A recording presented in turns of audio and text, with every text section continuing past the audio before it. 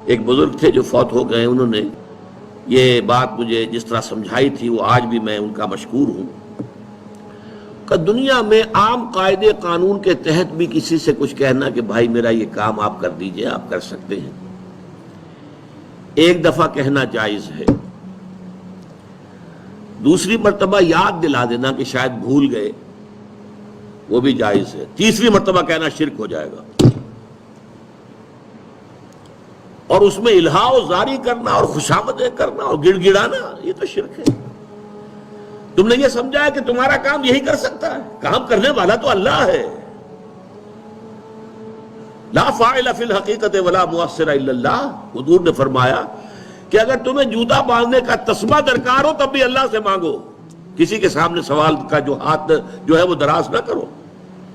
اللہ نے تمہیں ایک عزت نفس دی ہے، اس عزت نفس کو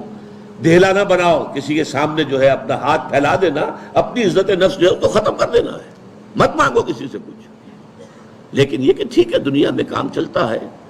حضور کا شکی شان تو یہ تھی کہ اگر آپ سواری پر ہوتے تھے اور آپ کی چھڑی گر گئی تو سواری کو بٹھا کے اس سے اتر کر چھڑی خود اٹھاتے تھے، آپ کسی اپنے ساتھی سے یہ نہیں کہتے تھے کہ میری چھڑی پکڑا دو مجھے۔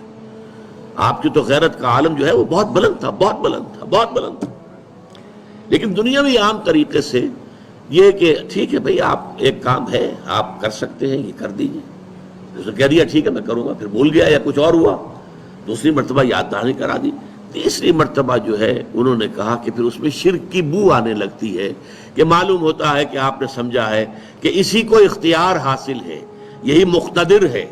اسی کو آپ کا کام کرنے کا جو ہے وہ پوری قوت اور قدرت حاصل ہے، اور یہ چیز جو ہے یہ شرک کی بو اس میں سے آنی شروع ہو جاتی ہے۔ لیکن یہ ہے معاملہ سارا جو اسباب عادیہ کے تحت،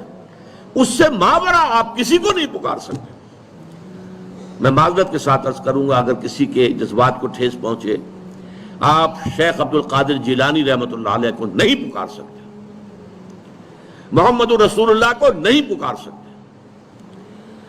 اور واقعہ یہ ہے کہ محمد رسول اللہ کو تو پکارا بھی نہیں جاتا، پکارتے لوگ ہیں زیادہ حضرت علی کو، یا علی مدد، شرک۔ دیکھیے سب سے بات نکتے کی بتا دوں آپ کو، فرشتے کو تو ہم مانتے ہیں نا، حضرت شیخ عبد القادر جیلانی رحمۃ اللہ علیہ کی روح ہے یا نہیں ہے، سنتی ہے نہیں ہے، حاضر ہے کہ نہیں ہے، ناظر ہے کہ نہیں ہے، 100 اختلاف ہو جائیں گے، اختلافات کی تو گنجائش ہے نا۔ فرشتہ ہے یا نہیں ہے، وہ تو فرشتہ تو ہے، آپ کے دونوں کندھوں پہ بیٹھا ہوا ہے، کرامن کاتبین ہے کہ نہیں ہے، یرسل علیکم حفظہ، آپ کے جو باڈی گارڈ اللہ فرشتہ نہیں بھیجتا، لیکن آپ فرشتے سے بھی نہیں کہہ سکتے کہ میرا یہ کام کرو۔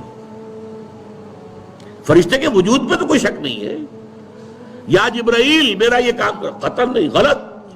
شرک۔ لا تدعو مع اللہ احدا، اللہ کے سوا پکارنا کسی کو نہیں ہے، دعا کسی سے نہیں ہے، استغاثہ کسی کا نہیں ہے، استعانت کسی سے نہیں ہے، استمداد کسی سے نہیں ہے، استنصار کسی سے نہیں ہے سوائے اللہ۔